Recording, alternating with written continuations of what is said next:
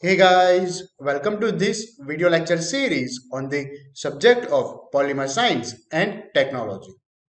I'm Harsh Panchal, Assistant Professor in Chemical Engineering Department of LJ Institute of Engineering and Technology. Well, in a previous video, we have understand the addition polymerization process, in which we have seen there are three different types of addition polymerization process, as the free radical polymerization, ionic polymerization, and coordination polymerization, in which we have focused on the free radical polymerization as well.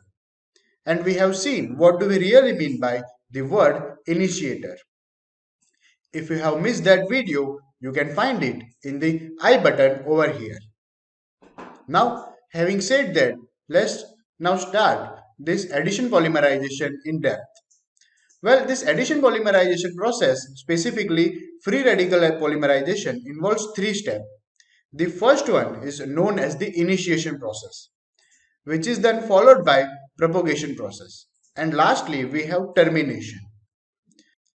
In a previous video, we have understand the word of initiator. We have understand as initiator are the thermally unstable compound. So when application of heat or any form of energy, this compound called as initiator decomposes into the free radicals. Basically, these free radical are nothing but compound which has excess of electron, so that they can easily donate one electron or accept one electron and make a bond. So you can see on the screen, this initiation process is all about these initiators. Initiation is the basically first step in any polymerization process, and specifically in addition polymerization process. During initiation, an active center is being created on the initiator, or we call it as the monomer. Well, basically this active center is responsible for the entire polymerization process, and we can generate polymer out of it. The free radical contain unpaired electron and it more likely to attack on any another molecule or the monomer. So as we have seen already that this free radical basically contain one free electron. This free electron is more likely to attack on any another substance that is nothing but your monomer, and it will readily make a pair with another monomer, and it will continue to do this, and we will have one long chain of polymer. So here in this image, you can see that I have tried to explain you what is the initiation process, in which you can see that this is what we have R. R is nothing but your free radical.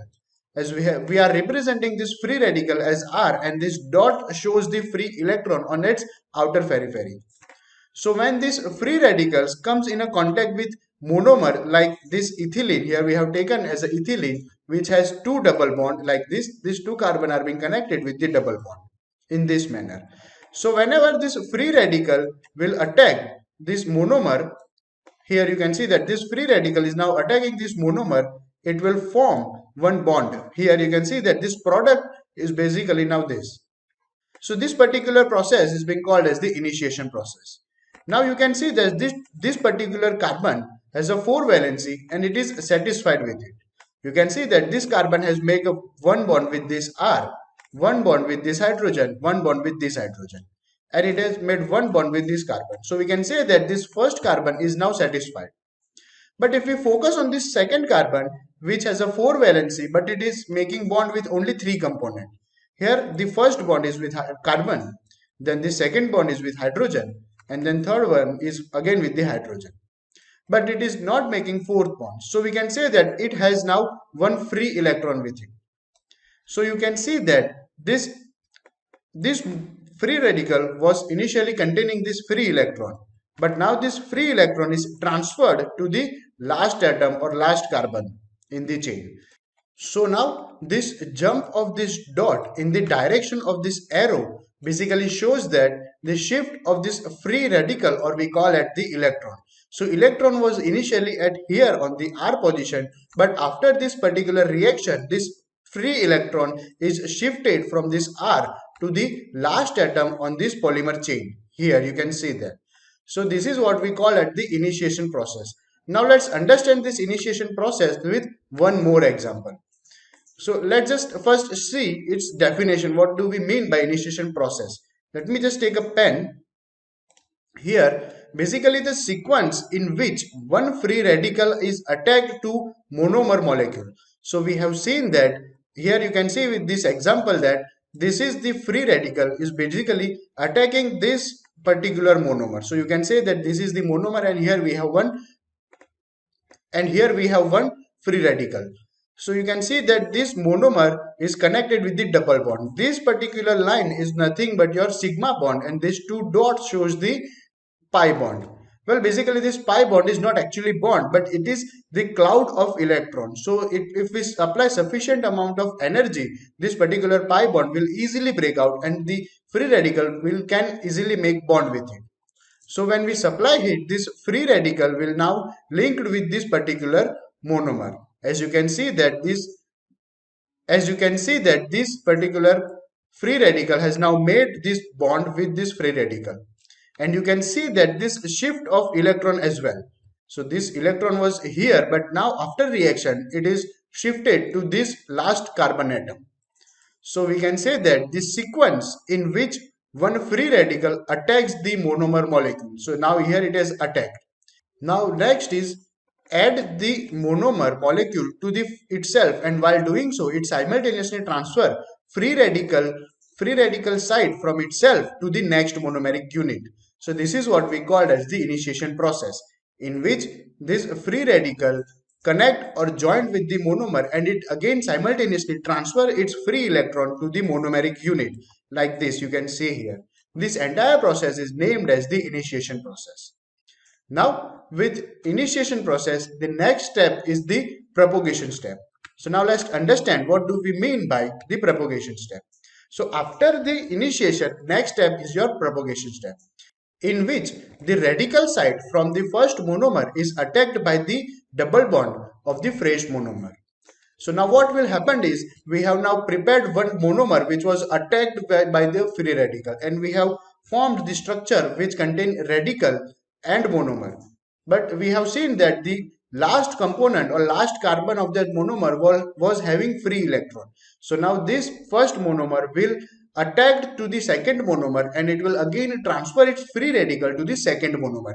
Here you can see that in this image, this particular element is known as the ethane. This is what we have as the sigma bond, and this too is nothing but your pi bond. So when this free radical from first monomer will come in contact with the new fresh monomer, then it will attack this pi bond. It will try to break out this pi bond like this. You can see here in this image, now we have broken pi bond, and this pi bond will eliminate it from this side, and this free radical will make a pair in this way. And you can see that now this pi bond is completely eliminated here, and this free radical has made one bond with carbon atom. So by this way, we can say that the propagation step is nothing but your extension of your polymerization process or initiation process. Now let's just understand with one more example this propagation step. You can see that in this animation as well. Here we have initiation step, in which this green monomer are initiating the process. Like this, you can see that they are combining with the free radical to form one free radical monomer. Like this. Here you can see that this green one. Now let me just show you this thing. This green one. Now they are connecting with another monomer in order to form polymer. This particular process is known as the propagation step. So propagation step is nothing but your extension of your initiation process. Now let's understand with one more example this process, so that you can get more idea about it. You can see on the screen that we were having this particular component in the initiation process, in which our free radical was attacked by this monomer, and we have shifted our electron from R to this particular carbon, right? Now what happened next is, new fresh monomer of ethylene molecule comes in a contact with this. So when this new monomer comes in a contact with this particular first monomer, then this monomer will again attack to this fresh electron, and it will shift its free radical from here to the again last carbon of this atom. So now you can see that this particular propagation step, in which our free radical is now transferred from this intermediate carbon to the last carbon. And again you can see that this carbon is not satisfied. It has basically three bonds, one bond in this direction, one bond in this direction, and one bond with this hydrogen. So it can easily make one more bond with another substance. So whenever new monomer or new fresh monomer will come in contact with this particular carbon, it will readily make one more bond and it will be satisfied. And again it will transfer its free electron to the last component of that particular monomer. Now it should be noted that the chain still contains free radical site at its end. So as you can see that this particular chain, you can see here, this particular chain is still containing free radical at the last atom, like this here. And therefore it can attacked by another monomer and transfer radical to the new monomeric unit. So this is what do we mean by propagation step, in which the polymerization process or initiation process continue to follow, right? So we are continuously adding fresh monomer which is again attacked by the previous monomer and it is continuously transferring its free electron to the last carbon. So this kind of the process involves continuous attack on the fresh monomer molecule which is done to keep successive addition of this growing chain one after another is termed as propagation step.